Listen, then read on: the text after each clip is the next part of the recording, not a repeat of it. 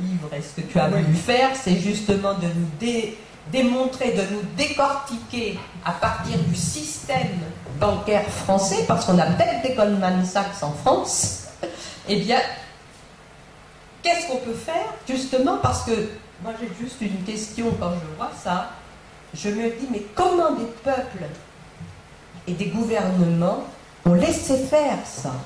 Parce qu'on a l'impression que, de toute façon, on est impuissant. Mais enfin, la politique là-dedans, les peuples et les politiques, que font-ils? Sont-ils obligés d'accepter? Voilà, oui, non, mais c'est vrai que tu poses la bonne question. C'est vrai que, est-ce qu'on va accepter le mode de vie américain? Est-ce qu'on va accepter Goldman Sachs en France? Encore que, il faut savoir quand même que ce modèle, il est déjà là. Et que nos banques, les banques françaises, elles travaillent comme Goldman Sachs. Vous savez, les hommes politiques, ils sont tantôt dans des grandes banques et tantôt au gouvernement. Je vous rappelle que Georges Pompidou, il était directeur général de la Banque Rothschild avant d'être président de la République. Aujourd'hui, presque tous les banquiers, les dirigeants de banques, des grandes banques, ils sont tous passés par les cabinets ministériels de nos ministres. Ils ont été tous dans le précaré de Sarkozy. Monsieur Pébron, l'ancien président de la BNP, il faut savoir que le jour où il y a eu le dépôt de bilan de Lehman Brothers, il y a eu une réunion chez Madame Lagarde, qui était à l'époque ministre des Finances et de l'Économie, qui a duré jusqu'à 2h30 du matin. On a vu les lumières allumées. Et vous savez qui est-ce qu'il y avait dans ce gouvernement, dans cette réunion? Il y avait naturellement des responsables de cabinet de tous les ministres. Il y avait M. Pébron, par hasard, le président de la BNP. Et vous savez, comme toutes les banques étaient au bord de la faillite, c'est là qu'il a racheté la banque belge Fortis. Voilà, pour rien, pour quasiment rien. Et c'est comme ça que la BNP est devenue la première banque européenne aujourd'hui. Voilà, il faut savoir que le jeu qu'a joué Goldman Sachs aux États-Unis et dans le monde, il y a deux banques d'affaires qui ont joué le même rôle, la banque Rothschild et la banque Lazare. Et qui, le gouvernement, aujourd'hui, c'est quand même triste, parce que on a contribué à le faire élire, qui prend comme conseiller pour créer la banque pour l'industrie? Eh bien, on prend la banque Lazare. C'est comme si dans nos hommes politiques, y compris dans nos hauts fonctionnaires, il n'y a pas quelqu'un qui est capable d'aider à monter cette banque d'investissement qui a été créée. D'ailleurs, au passage, je veux dire que c'est quand même, cette banque d'investissement, c'est de la fumée. Parce que vous savez qu'on lui a donné 2 milliards, 40 milliards. C'est rien. Les PME dont j'avais parlé tout à l'heure, par an, vous savez combien qu'elles investissent, les PME? 200 milliards. Que les PME. Alors quand on crée une banque, on fait du cinéma avec 40 milliards, c'est rien du tout. Ce qu'il faut savoir également, c'est que dans nos banques, dans toutes nos banques, nos dépôts, notre argent, votre retraite, etc., etc., vous savez combien ça représente? 1700 milliards. L'assurance vie, vous savez combien ça représente? 1500 milliards. Et Ces 1500 milliards, il faut savoir que l'assurance vie, la moitié part en bourse, part dans la spéculation. Alors de l'argent, il y en a dans les banques. Il y en a même si l'État voulait avoir... Enfin, il faut dire qu'on copie les États-Unis. Vous voyez, enfin, il faut bien le reconnaître. Hollande, il copie les États-Unis, il copie Obama. Ils ne tiennent pas leurs engagements. Pourquoi? Parce que c'est les banques, c'est la finance qui leur dictent leur politique. Et c'est pas d'hier. Depuis 2000, la financiarisation de l'économie, ce qu'on appelle la financiarisation de l'économie, ça veut dire quoi? C'est-à-dire que avant ces années-là, on avait en France des industriels qui géraient des industries. Vous voyez, tout à l'heure, je vous ai expliqué que j'étais dans la banque de l'Union européenne, banque du groupe Empin-Schneider. Charles Schneller, enfin bon, c'était un grand patron, mais c'était d'abord un industriel. Comme les de Vandel, c'était des industriels. C'était pas des financiers. Les financiers qu'ils avaient dans leur staff, ils étaient à leur service. Et aujourd'hui, c'est l'inverse. C'est les financiers qui ont pris le pouvoir sur les industriels. Et comme je le disais tout à l'heure, font que les entreprises, les hommes qui travaillent dans les entreprises ne sont devenus que des marchandises qu'on vend, qu'on jette selon le taux de profit. Voilà. Alors, moi je crois qu'il est très intéressant ce film, parce que c'est vrai qu'il illustre bien ce que nous vivons et qui continue à se développer. Et justement, Annie a raison, il faut que nous, citoyens, nous, hommes de gauche, nous, communistes, on apporte des solutions à cette situation. Parce qu'elle n'est pas inéluctable. C'est pas obligé. Tu sais, c'était Madame Thatcher qui disait que tout était... que le capitalisme, il n'y avait pas d'autre solution que le capitalisme. Il n'y avait pas d'autre solution que l'économie de marché. Et ça avait été repris par Reagan. Mais nous, on pense qu'il y a d'autres solutions que le capitalisme. Et justement, mais comment faire en sorte que cet argent énorme que les banques, qui est notre argent, que les banques, elles disposent, ils puissent revenir aux citoyens, qu'ils puissent revenir à l'économie réelle, par la spéculation. Eh bien, ça ne peut venir que par de courageuses nationalisations des banques, du pouvoir, de l'argent. Mais pas des nationalisations comme en 82, où c'est l'étatisation. Parce que vous voyez, enfin, il y a eu quand même... il faut qu'on tire des enseignements de l'histoire. Il y a eu 1968, en 68, il y a beaucoup d'idées qui ont changé. Il y a des prises de conscience qui sont créées. Et je crois qu'il faut qu'on en tienne compte.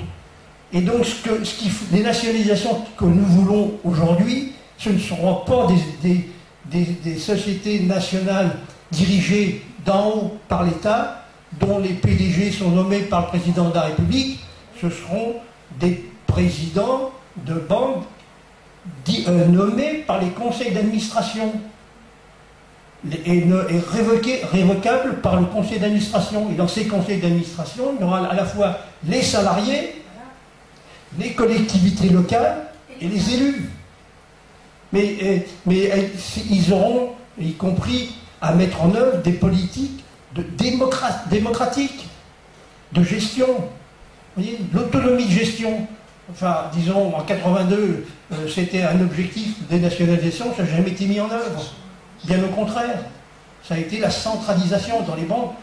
Moi, quand ma banque a été nationalisée, au PDG, à notre président, qui était un socialiste, qui est arrivé, on lui a fait la fête. La CGT était majoritaire dans cette banque. Alors on lui a fait une très grande fête. Et puis, mais quand on lui a demandé quand est-ce qu'on allait un petit peu se rencontrer, les syndicats et lui, pour qu'on discute comment, on allait innover pour une nouvelle banque Il a dit, mais vous y comprenez rien, hein, monsieur Atlan. Moi, je suis un énarque. Je sais tout, vous ne savez rien. Et en définitive, dans la banque, quand elle a nationalisé, y compris la CGT qui était quand même très influente, elle avait moins de pouvoir de se faire écouter que quand c'était un banquier privé. C'est quand même quelque chose qui pose des questions et qui fait mal au ventre, qui n'est pas admissible. Donc, mais si par exemple, vous voyez, il faut que les citoyens, enfin d'ailleurs, à tous les niveaux, il faut que les citoyens prennent leur destin en main. Hein, la société, c'est nous, la vivre en commun, c'est nous, il faut qu'on prenne le pouvoir dans la société. Vous voyez, ici, par exemple, même dans une ville comme Levallois, c'est pas admissible que le maire, il décide de tout.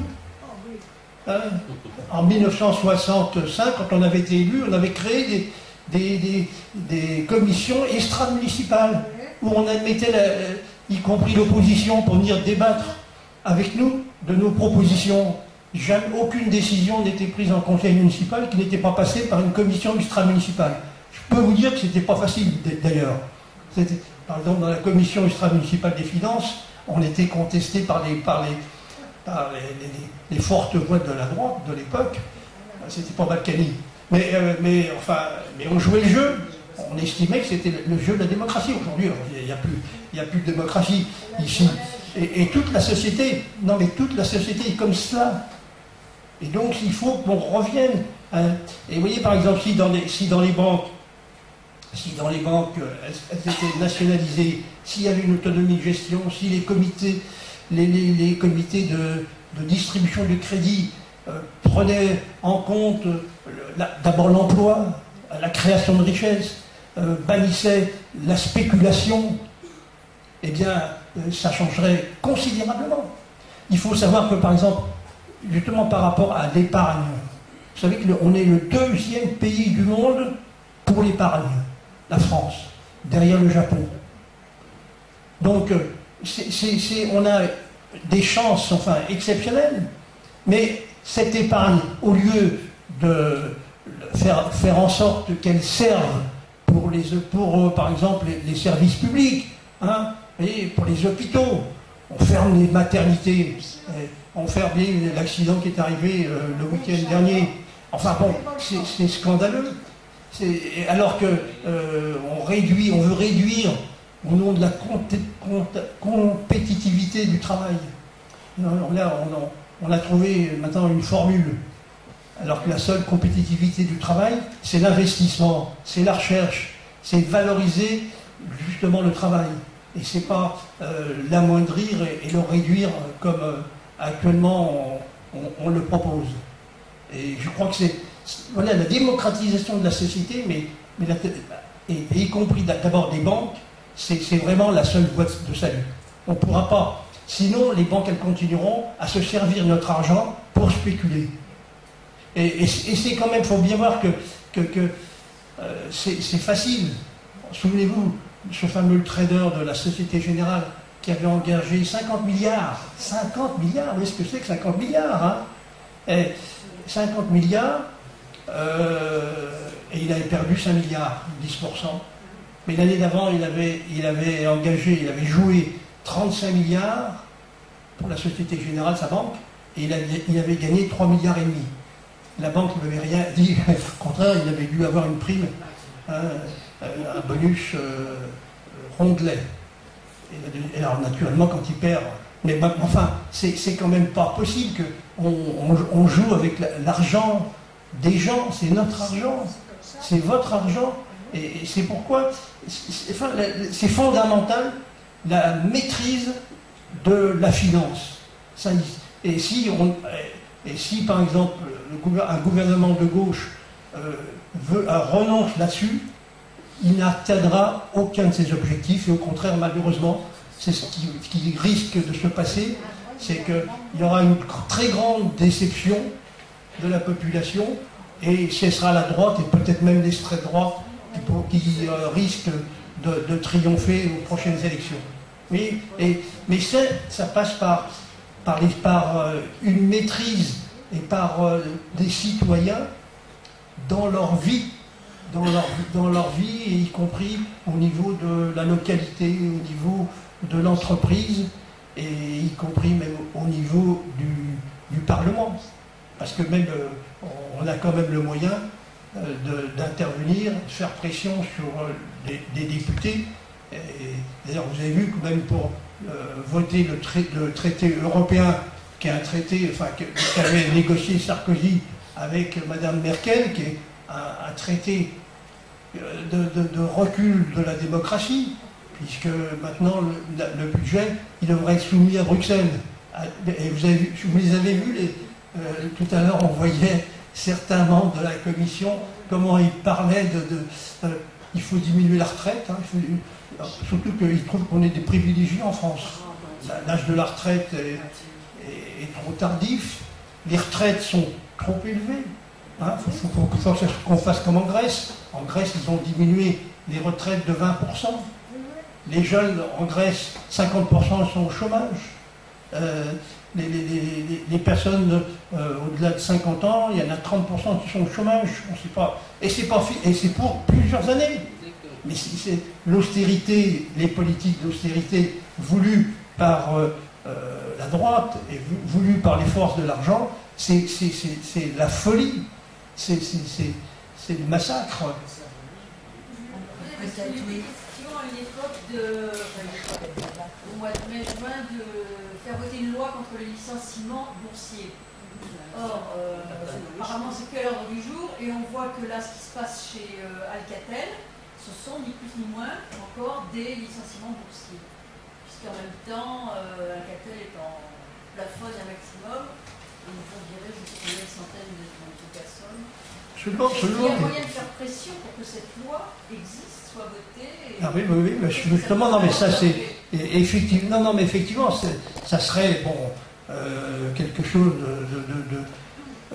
non, mais ce qu'il faut même, enfin, bien sûr, non, mais ça serait très utile si on pouvait faire voter cette loi. Alors, comment dirais-je, elle est promise, hein, elle est promise, mais en fin de compte, moi, peut-être à la fin de l'année ou peut-être l'année prochaine, alors que c'est une loi qui devrait être votée dans l'urgence, hein, puisque en fin de compte, vous avez vu Electrolux, dans l'Est, là, il veut fermer son usine française, alors que le groupe gagne des milliards, etc.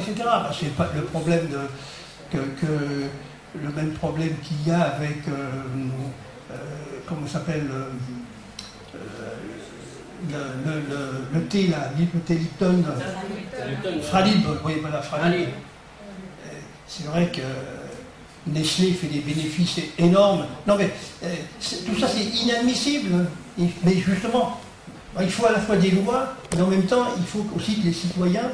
C'est les citoyens qui sont actionnaires finalement. Pardon ? Les actionnaires, ce sont des citoyens. Oui, les actionnaires. Oui, bien sûr, c'est des citoyens privilégiés, les actionnaires. C'est pas enfin, on ne peut pas mettre un actionnaire sur le même pied qu'un salarié, par exemple, de Fralib ou des actionnaires de Nestlé par rapport aux ceux de Fralib. Parce que quand même, c'est le salarié qui crée la richesse, puis l'autre il encaisse. Hein. Moi j'ai deux questions à poser. Je suis pas calée du tout sur le plan économique. Hein. J'ai souvent du mal à comprendre ce qui se dit à la télévision ou à la radio quand il y a la page économique. Alors il y a un truc qui me paraît très mystérieux depuis plusieurs années, c'est le triple A et tous ces trucs-là, d'où c'est sorti. Parce qu'il y a 15-20 ans, on en parlait. Le triple A, les agences de notes, à quoi ça sert? Et pourquoi l'ancien président de la République était tout content parce qu'on avait le triple A, puis j'ai pas compris à quoi ça servait, si c'était un gadget ou quoi. Alors là, j'ai pas compris. J'ai besoin qu'on m'explique. Puis la deuxième chose que je comprends pas, c'est que il existe depuis la fin du 19e siècle des sociétés coopératives, les mutuelles et tout. Est-ce qu'il n'y a pas des systèmes de banques mutualistes ou coopératives qui pourraient fonctionner à l'intérieur de ce système? Parce que là, tout ce que tu décris, tout ce qui est décrit dans le film, c'est assez immoral. Donc, il y a tout de même un cercle vertueux aussi. Et j'aimerais avoir des explications. Pourquoi est-ce que ce cercle vertueux ne peut pas fonctionner? Et pourquoi il y a la régulation? Parce qu'il y a des gens qui parlaient de régulation. Pourquoi est-ce que ça ne marche pas? Voilà, donc c'est deux questions. Les agences de notation, c'est... Alors, les agences de notation, ça a été créé par, y compris par l'organisation des banques, enfin, à partir du moment que quand le marché, parce que il y a quelques années, le marché, c'est-à-dire la bourse, la bourse était moins développée qu'elle ne l'est aujourd'hui. Et la bourse, qui vient à la bourse, c'est des gens qui ont de l'argent à investir et qui cherchent une rentabilité. Voilà. Vous savez, les fonds de pension américains, aux États-Unis, les retraites sont faites par capitalisation. Ça veut dire que ces fonds de pension, eh bien, ils sont placés à travers les bourses pour obtenir une rentabilité de l'ordre de 15%. Voilà. Imaginez que c'est énorme, 15%. Alors, pour aider les bourses, pour aider les placements, il s'est créé des organismes qui ne sont pas indépendants, qui sont un peu des émanations des grandes banques, qui donnent des notations. Des notations. Voilà. Parce que d'ailleurs, vous savez qu'aux États-Unis, surtout, aux États-Unis, enfin moins qu'en France, c'est le pays de l'endettement.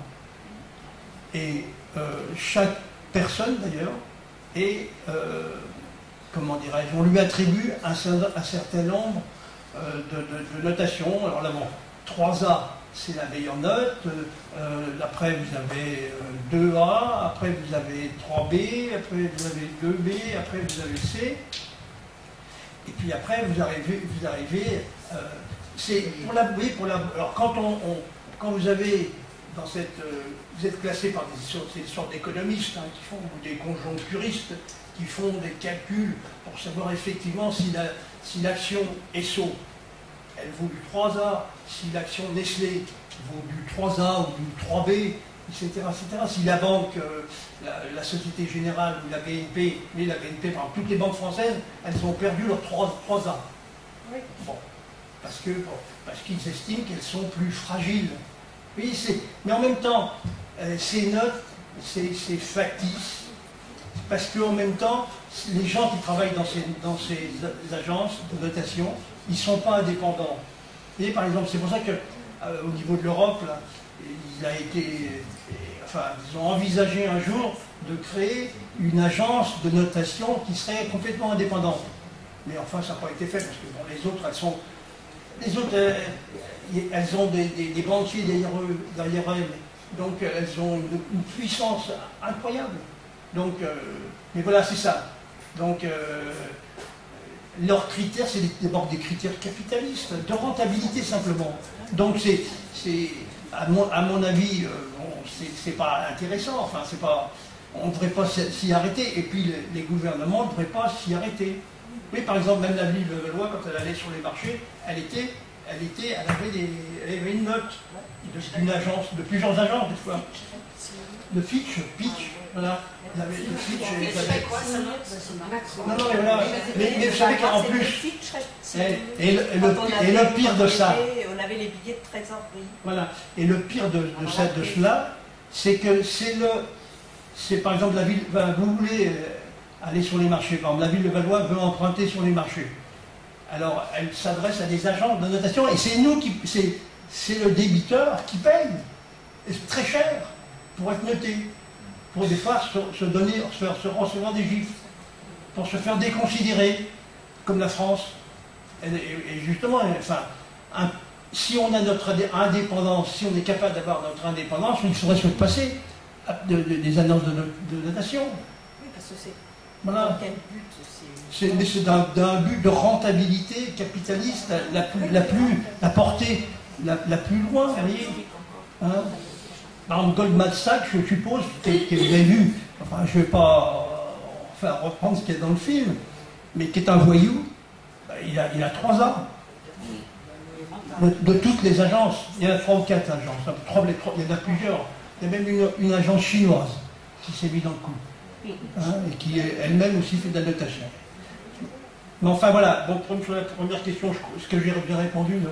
Oui, enfin, j'ai toujours pas compris à quoi servaient les agences. Ah ben ça sert, non mais ça sert, non mais quand... J'ai compris le processus, parce que je me demande... Oui, non mais voilà, non mais par exemple, je t'explique par exemple, si tu es 3A, tu as, par exemple, quand c'est un État, tu empruntes sur les marchés, il a du 3%.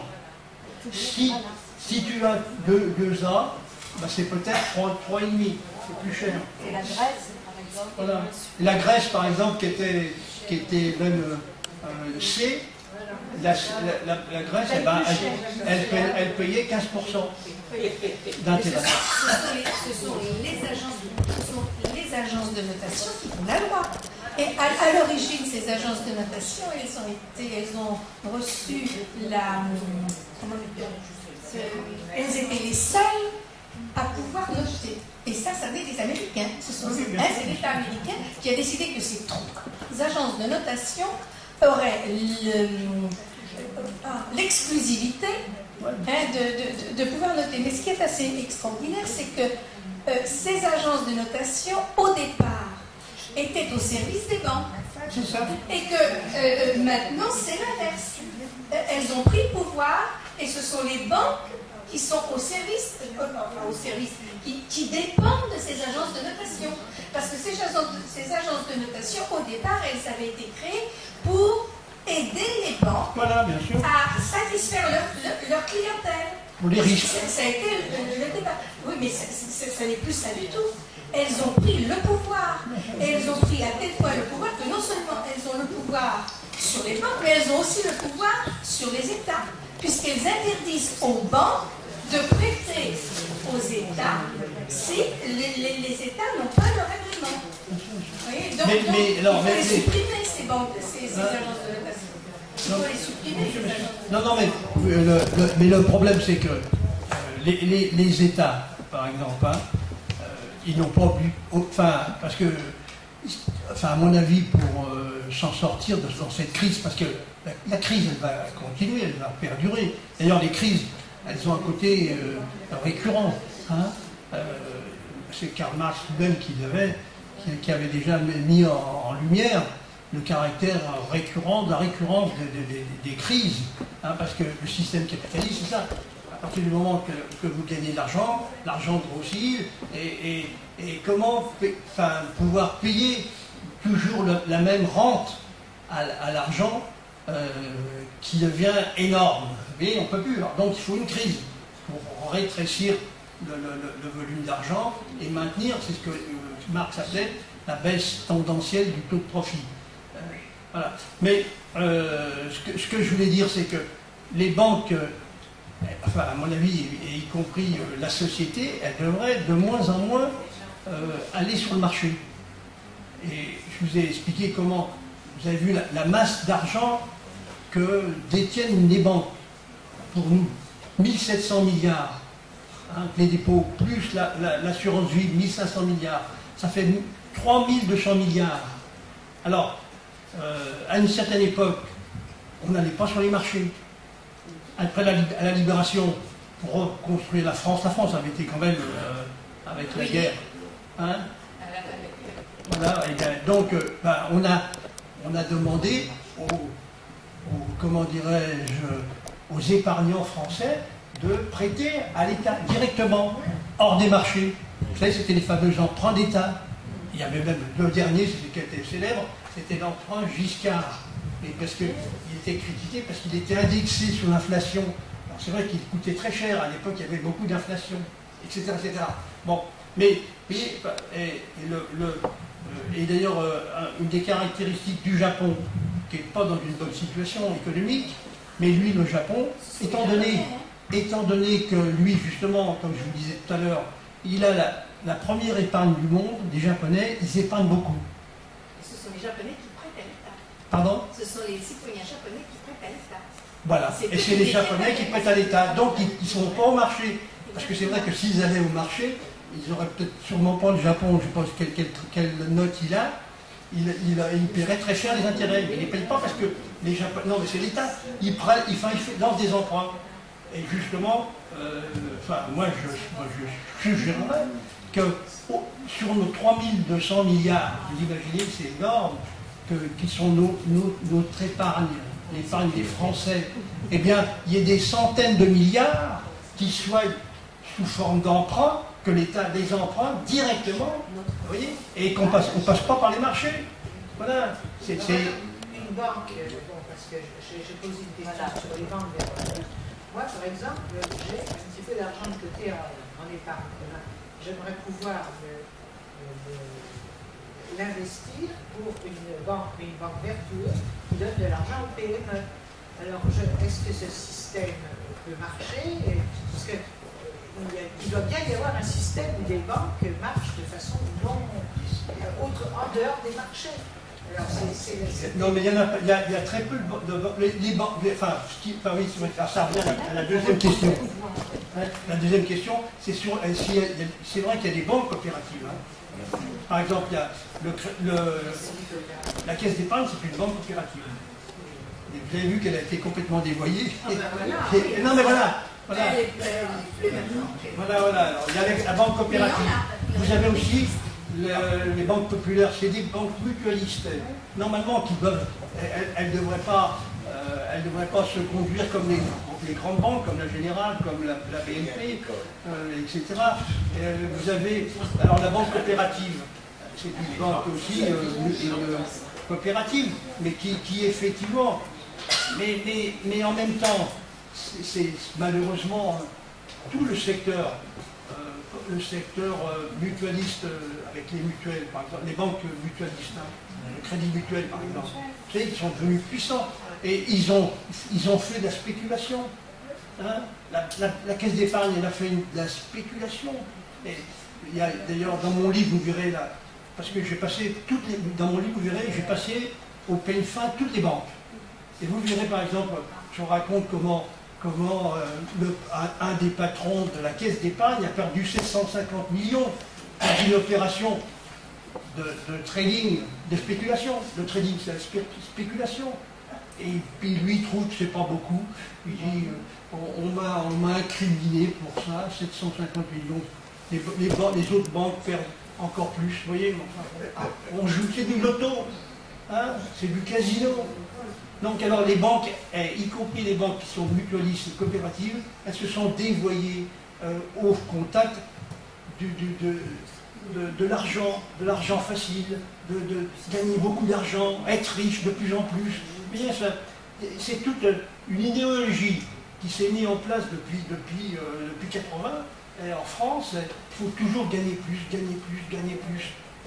Et puis, vous voyez par exemple maintenant, les fonds de pension, c'est, comme je l'ai dit, là, comme les fonds, ils imitent les fonds de pension américains, 15% de rentabilité. J'imagine qui, avec une économie qui va comme elle va actuellement, on va être en récession, eh bien, personne, enfin, sauf les spéculateurs, gagneront plus de 15%.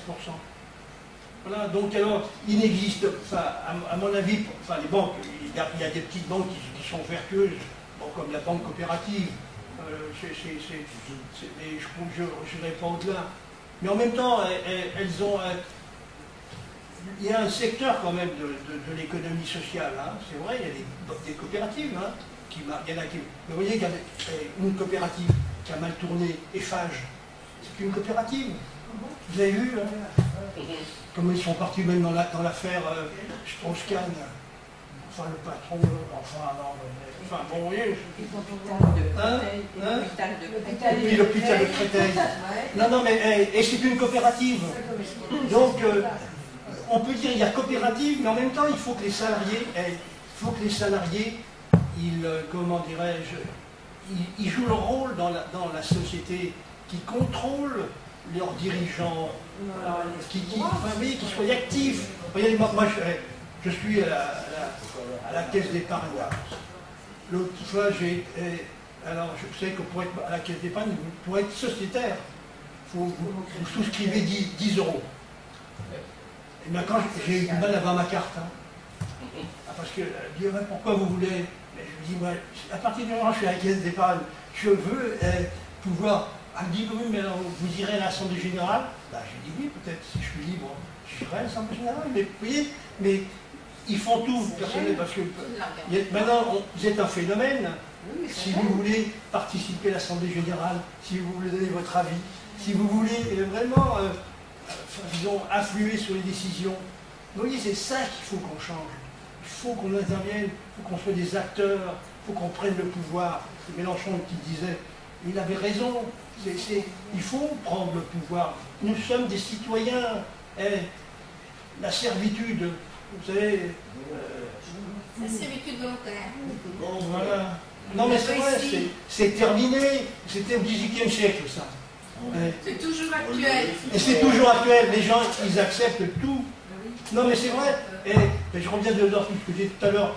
Ça, c'était le leitmotiv de Mme Thatcher qui disait il n'y a pas d'alternative au capitalisme, il n'y a pas d'alternative au marché, il n'y a pas d'alternative à la baisse des salaires, il n'y a pas d'alternative. Vous voyez, c'était la mère Thatcher, c'est comme ça. Et puis c'est vrai qu'au début ça nous choquait, et ça ne choque plus, puisque, y compris Cameron, il fait ça la même chose, il diminue les salaires, il diminue les retraites, il prolonge, et puis bon, les États-Unis la même chose, et puis peut-être Obama, parce qu'il n'a pas pu ses engagements, il va être battu. C'est triste, non mais c'est comme ça, vous voyez. Et puis nous aussi en France, il faut bien reconnaître que c'est l'homme de l'argent. Hein? Ben oui, c'est l'argent qui est au pouvoir. Non mais, d'ailleurs, tout à l'heure, quand je disais, c'est l'argent qui est au pouvoir. Et le pouvoir, il faut qu'il revienne aux salariés, il faut qu'il revienne en bas, pour qu'il nous revienne à nous. C'est à nous, voilà. Justement. Et là, donc, c'est à nous de voir comment on peut justement intervenir pour essayer, pour briser. Ça peut être au niveau des idées, mais il faut au niveau des idées, il faut qu'on reprenne conscience de la force qu'on peut avoir, nous citoyens, à ne pas accepter, à ne pas se résigner à ce qu'on veut nous faire subir, et justement de trouver les moyens d'intervenir et de poser des questions, parce que c'est ça le problème, parce que sinon on a l'impression d'une fatalité qui nous pèse sur les épaules et qu'on ne peut jamais bouger, quoi. Et donc à nos niveaux. Il y a un problème crucial, c'est la sécurité sociale. Qu'est-ce qu'on attend pour que les administrateurs, ce soit nous qui les élisions? Parce qu'enfin, la sécurité sociale, on nous dit partout, il n'y a pas d'argent, il n'y a pas ceci. Plus on paye, on est moins remboursé, les médicaments de moins en moins remboursés, et on accepte, et vas-y. Enfin quand même, les docteurs, moi je viens, vous vous rendez compte que pour se faire opérer de la cataracte, hein, on vous demande 500 € en plus quand vous allez quelque part. Non mais quand même. Alors, quand même, la personne à qui c'est arrivé, ils ont baissé, c'est revenu à 300 €. Mais pour un homme, si vous vous faites opérer les bris, si vous n'avez pas d'argent, comment vous faites? Et c'est tout comme ça. Moi je crois que la sécurité sociale, il faut qu'on agisse pour qu'on ait des comptes, qu'on sache où on va, parce qu'on nous raconte un tas d'histoires, et on paye. Et les retraites. Mais les retraites, vous savez, en définitive, les retraités, ils nous ont eu un mois. Parce qu'on commence à payer décembre, janvier, hein, en décembre c'est en janvier, et ainsi de suite. Donc si vous faites le compte, vous touchez que 11 mois par an. Moi j'ai déjà fait mon compte. Mais oui, mais c'est comme ça. Et avec ça, ils travaillent avec notre argent. Ben oui, et je crois qu'il faut analyser tout et les faire. Et voilà, c'est ça, il faut voir. Mais effectivement, non, mais le problème de la démocratie se pose à tous les niveaux, au niveau de la sécurité sociale, et comme à d'autres niveaux. Et c'est vrai que le jour qu'ils ont supprimé l'élection aux administrations de sécurité sociale, ils savent bien ce qu'ils ont fait. Hein. Ils savent bien ce qu'ils ont fait. Ils ont voulu donner, enfin, disons, essayer, parce qu'ils ne sont pas quand même parvenus, essayer de faire dépérir la sécurité sociale au profit des compagnies d'assurance, hein, y compris des fausses mutuelles. C'est Pardon ? avec les cotisations, c'est un abus formidable. Mais il y a un danger. Depuis des décennies. J'y pense parce qu'on a vu Barnier dans le film. Oui, Vous savez ce qui vient de tomber, là, ce qu'on vient d'apprendre il y a 2 jours, c'est qu'ils veulent appliquer, et Barnier est un des responsables, la directive service à la sécurité sociale. Ça veut dire quoi? C'est-à-dire que sous couvert, mine de rien, ils vont comme ça, comme ils ont fait pour la petite enfance d'ailleurs, en France en particulier, parce qu'ils ne l'ont pas appliqué dans tous les pays. Comme ça, on privatise les crèches et que vous avez des sociétés sur le marché de vente de places en crèche. Hein. Et à Levallois, vous en avez plein qui s'ouvrent. Et donc, eh bien là, c'est la sécurité sociale. Donc, mine de rien, ils vont appliquer là-bas à Bruxelles, décider que la directive service s'applique à la sécurité sociale. Ça veut dire quoi? Ça veut dire que la sécurité sociale tombe sous la concurrence libre et non faussée. Ça veut dire que désormais, tout ce qui se passera à la sécurité sociale devra être mis sur le marché. Donc c'est l'ouverture en catimini. Oui, mais vous savez, ça vient, mais là-haut, à l'Europe, à Bruxelles, et je vais vous dire, ça vient de tomber, enfin bon, c'est l'humanité qui l'a révélé avant-hier, et cette directive service existe. C'est le traité européen contre lequel on a voté et qui a été qui va ser après réinstallé. Hein. Donc la directive service, depuis 2006, elle existe. Hein. Et donc, petit à petit, ils essayent de... Mais c'était Bolkestein, c'était tout ça. On essaye de faire rentrer tout là-dedans. Et il vient de se dire qu'il vient d'avoir une commission avec une réflexion et une possibilité qu'on applique la directive service à la sécurité sociale. Mais oui, parce que on gêne les compagnies d'assurance. Vous savez que depuis longtemps, elles rêvent de piquer le magot de la sécurité. Et donc, comme ça passe pas et que ça serait difficile de le faire, ils ont trouvé, parce que c'est des pervers, c'est des voyous. Le film le révèle, on est sous la coupe de ça. Et la question, c'est qu'est-ce qu'on se donne comme pouvoir? Parce que qu'est-ce qu'on se donne, nous citoyens, salariés dans les entreprises, salariés dans les banques, dans les compagnies d'assurance, les citoyens, qu'est-ce qu'on se donne, qu'est-ce qu'on se prend, qu'est-ce qu'on se donne comme pouvoir, là où on est, partout, pour justement contrer tous les agissements de ces êtres nuisibles. Donc il faut que petit à petit, on reprenne le pouvoir sur eux. C'est pas possible qu'on accepte ça encore. Quoi. Et donc, moi je dis, on a chassé Sarkozy. On a chassé Sarkozy parce qu'il fallait le chasser. Bon. Maintenant, il faut la gauche a des pouvoirs énormes, politiques.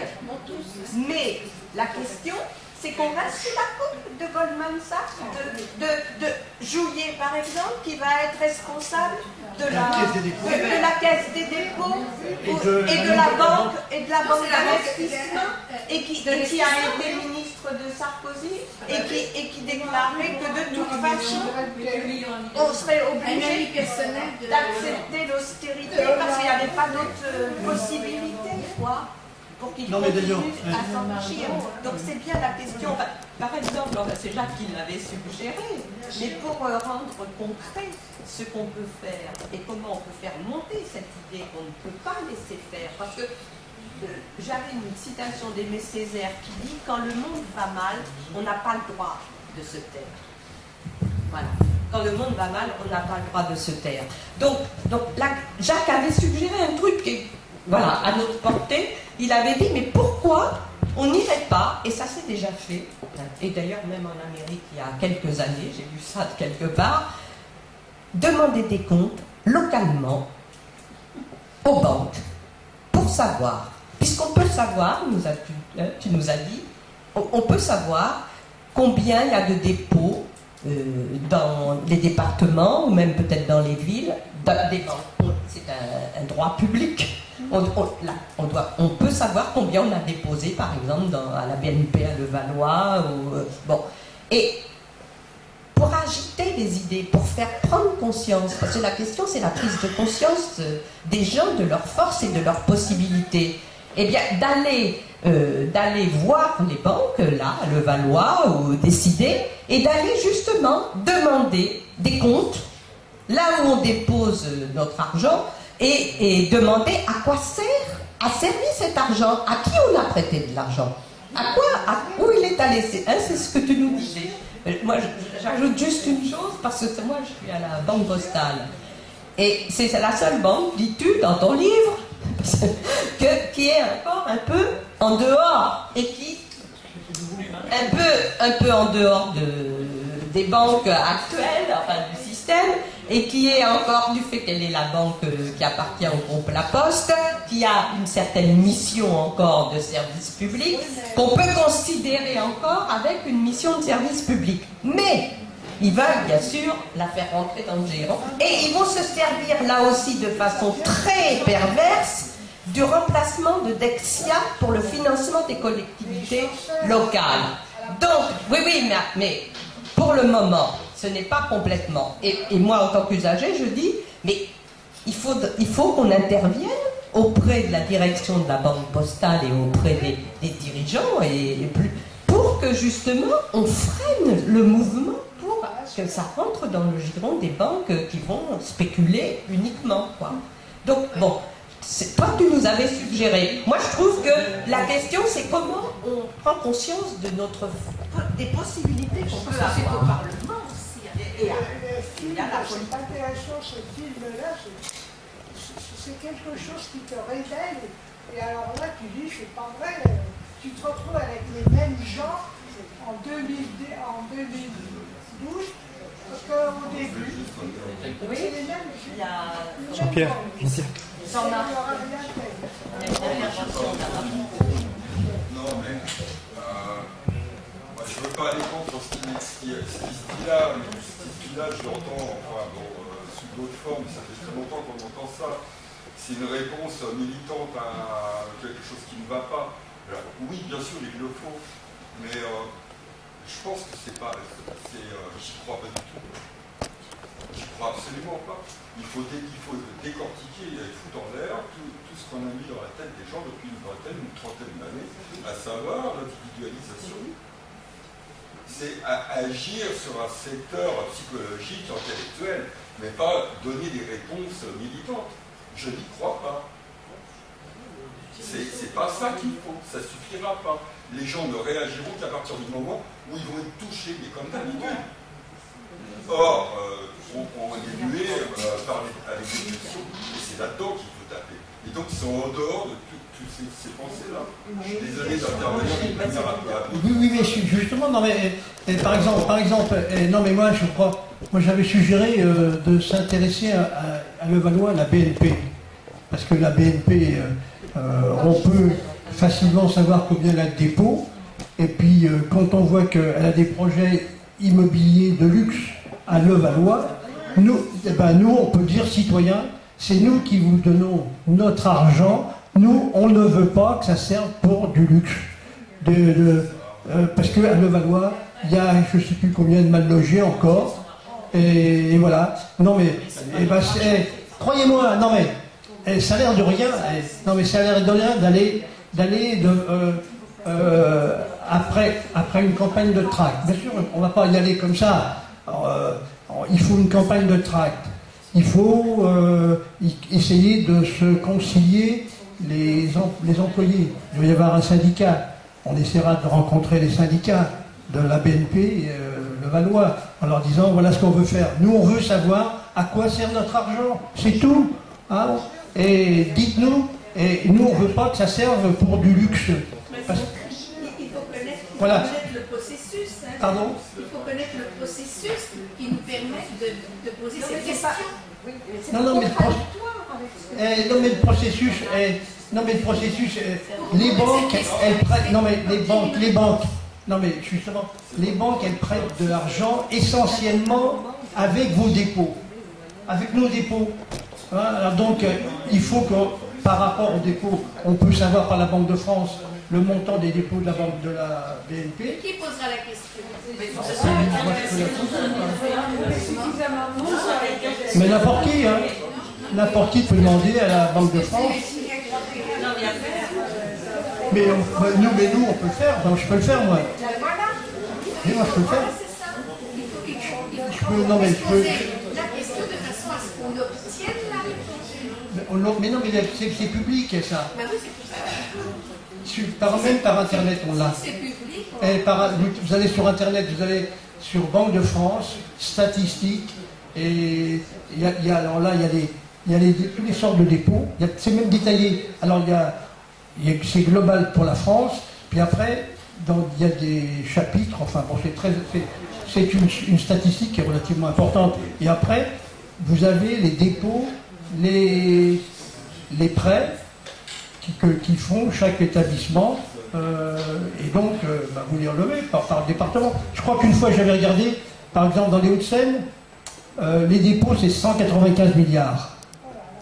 Bon, ça serait quand même intéressant de savoir ces 195 milliards, à quoi ils servent. Alors, on peut demander, y compris aux gens de la Banque de France, s'ils peuvent nous donner des éléments, et puis on leur demande aux banques.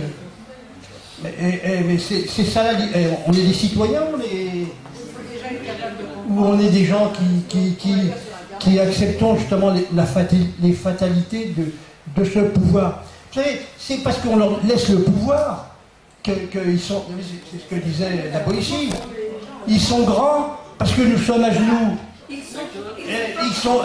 sont forts parce qu'on ne les interroge pas, on ne les sollicite pas. Non mais c'est ça, ils en profitent. Et justement, moi j'ai écrit mon livre pour ça, pour dire, parce que les gens ils disent que c'est trop compliqué. Quand vous savez, quand j'ai dédicacé mon livre à une personne, elle me l'a acheté quand même, parce qu'elle me connaît, elle m'estime, elle me l'a acheté, mais elle dit, j'y comprendrai rien, parce que c'est trop compliqué. Puis après, mais je l'ai vu plusieurs fois, elle me dit, mais c'est formidable, je comprends ce qu'il y a dans le livre. Donc, oui, c'est bien, enfin, ils sont arrivés, ils sont parvenus, mais je suis d'accord avec ce que dit notre ami, au fond, ils sont arrivés à faire en sorte que vous soyez des moutons. C'est ce que disait De Gaulle. Ce sont des veaux, les Français. Il a dit ça, De Gaulle. Ah ben c'est pas... Moi j'ai toujours entendu qu'il avait dit, vous faites pas de soucis. C'est comme ça d'ailleurs qu'il a eu... il dit ce sont des veaux. Alors bon, je sais pas si on est des veaux ou des moutons. Non mais on accepte trop facilement. C'est des... Vous savez, moi j'ai fait pas mal de choses dans ma vie, maintenant je suis à la fin de ma vie. Hein, mais chaque fois que j'ai lancé des fois des choses, c'était impossible. Et puis on les a réalisées. Non mais ce qu'on a réalisé quand on a pris la milice, on n'avait rien. Enfin, je me rappelle notre commission de la jeunesse.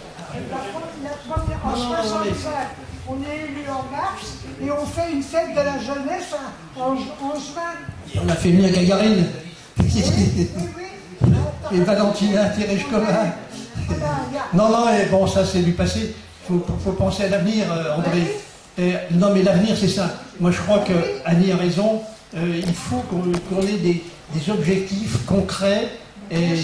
D'ailleurs, vous savez, cette démarche vis-à-vis des banques, moi, les élus du Front de gauche de Marseille, et ils ont été assiéger la BNP, parce que la BNP, les banques dans la région, là-bas, PACA, ils veulent plus payer, ils veulent plus prêter à la région. Vous voyez, bon, c'est vrai que... Alors, les élus du Front de gauche, ils ont pris l'initiative, un jour, un samedi matin, d'aller faire une manifestation sous les fenêtres de la BNP. Et bon, avec leurs écharpes, tout ça, naturellement, nous, on n'a pas d'écharpe. Hein. ça sera moins impressionnant si on manifestait devant la BNP. Mais non, mais c'est... On a manifesté au 143 à Anatole France. On a manifesté au 143. En mettant en cause la BNP voilà. Et la ville de Levallois pour justement devant cet établissement qui va être cet établissement. C'est 100 HLM, logements HLM qui sont, je veux dire, en bon état, et que donc Balkany a donc à déclasser et vend à la BNP pour faire des bureaux, et où un magnifique bureau de vente des immeubles de luxe qui vont être construits rue Marjolin est installé. C'est un scandale, c'est une humiliation, un mépris pour tous les mal logés de Levallois, c'est une honte. Et je trouve que, moi, je pense qu'il faut faire monter la colère, il faut faire monter la révolte, il faut faire monter... c'est pour ça que je dis que c'est pas contradictoire avec ce que tu dis, parce que la question, c'est la question de la conscience des gens dans leur pouvoir et leur force de ne plus accepter une telle situation. Donc comment on va faire? C'est ça la question, c'est pas tellement de... Qu'est-ce qu'on a dans notre... Parce que quand on voit ça, on se sent impuissant. On se sent impuissant. Et la question, c'est justement de prendre conscience que ces gens-là, ils sont... Je veux dire, ils ne devraient pas exister, on ne devrait pas les subir, on ne devrait pas subir leur politique. Donc, il y a toute la question de 30 ans, je suis d'accord, d'idéologie et d'un système capitaliste menacé, même en 68, il y a la crise du pétrole qui arrive en 70, la première crise pétrolière, enfin bon, il faudrait refaire l'histoire de ces 30 ans qu'on vient de passer, et comment ils se sont petit à petit adaptés au système pour survivre, et ils sont dans une nouvelle étape de survie, et ça va être au niveau européen, aller vers un fédéralisme où ils retirent la souveraineté des peuples. Et vous voyez comment Goldman Sachs déjà, et c'est vrai en Amérique par rapport à Wall Street et tout ça, les États les gênent. Et le capitalisme mondialisé est en train de voir comment il va assurer sa survie en exploitant et en appauvrissant encore plus vite les peuples. Et là, il y a l'Europe dans le collimateur. Et le film se termine sur l'Europe. Comment nous, les peuples européens, et donc le peuple français, on va faire avec les Grecs, les Espagnols, qui sont en lutte. Comment on va faire? C'est notre responsabilité. Comment on va faire pour ne pas laisser faire ce qui est en train de se passer et qui va s'aggraver? Donc la question est bien, et on voit, donc on a chassé Sarkozy, je ne redis pas ce que je disais tout à l'heure, mais la question c'est nous, peuple français, comment on Et cette question de la finance, comme l'a dit Jacques, et si on regarde l'histoire, il y avait d'ailleurs une interview d'un économiste ou philosophe économiste Morin dans l'Humanité Dimanche de la semaine dernière, qui reprend toute l'histoire, mais depuis, je crois, le Moyen-Âge, comment la finance, à tout moment, le mur de l'argent, a essayé de reprendre la main dès qu'il y avait des politiques qui essayaient de le freiner et de le freiner. Pourquoi? La question, c'est la condition humaine. C'est les besoins des peuples. C'est l'humain, comme on a dit. L'humain d'abord. Est-ce qu'on va laisser... je ne viens pas sur tous les exemples qu'on pourrait prendre de l'humain massacré. Mais donc... Et le seul moment dans l'histoire, si on reprend ce qu'il dit, le seul moment dans l'histoire, mais qui montre les possibles, c'est ce qui s'est passé avec le Conseil national de la résistance. C'est qu'à un moment donné, par des nationalisations, par une prise de pouvoir politique sur les industries, sur l'économie et sur la finance, et bien là, c'est le seul moment où le politique a pu mettre un frein et remettre la finance au service du peuple, au service des besoins humains. Avec le Front populaire.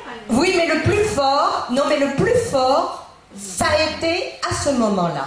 Et ça vaut le coup de relire Les Jours Heureux, le Conseil national de la résistance, qui était pas seulement un programme économique et social, qui était aussi de chasser Hitler et les Allemands du pays. Hein. C'était, je veux dire, c'était et reconstruire la France. Hein. Donc, je veux dire, mais ça a été possible. Donc, il y a bien cette question de prendre la main sur la finance, au point où elle en est arrivée, et on l'a vu dans le film, doit devenir une question populaire. Il faut que petit à petit, comme le disait Jean-Marc, la question de ce qu'il y a dans la tête des gens, c'est que cette question-là ne soit pas évacuée. Et si, moi je trouve que étant donné que on baigne dedans du matin au soir, parce qu'ils veulent nous faire comprendre qu'il faut accepter, mais ils ont compris aussi qu'il y avait des millions de gens qui ne veulent pas l'accepter. Voilà. Hein? Donc, parce qu'on a quand même à l'Assemblée nationale, je veux dire, même donc le gouvernement actuel, le Parti socialiste, qui n'a pas réussi son coup d'avoir une majorité dans les institutions françaises qui acceptent la ratification du traité européen.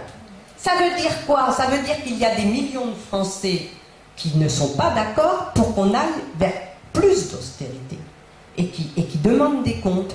Donc, moi, c'est pour ça, je pense que c'est donc qu'est-ce qu'on peut faire pour que cette conscience, que nous tous, les uns les autres, on puisse entrer dans le jeu de mettre en cause cette finance et qu'éclate cette chape de plomb qu'ils essayent de nous faire croire qu'on est obligé d'accepter. C'est ça. Donc il faut faire une dépression multiple et en particulier... Le gouvernement, quand même, il est quand même libéral. Hein. Voilà, oui, donc c'est comment on va faire monter la pression et comment on peut faire monter la pression pour...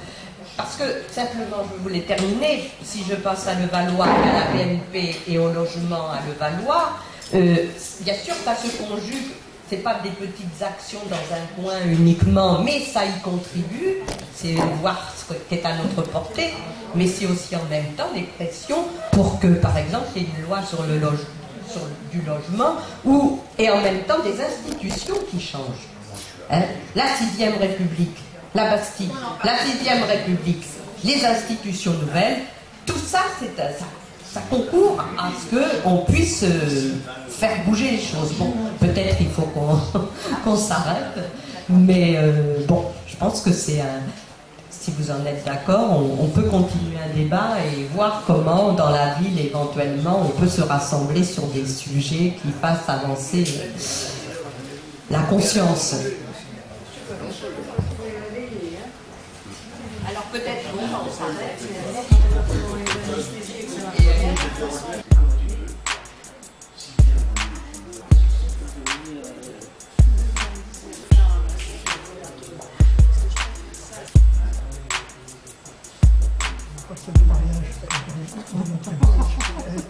Non, mais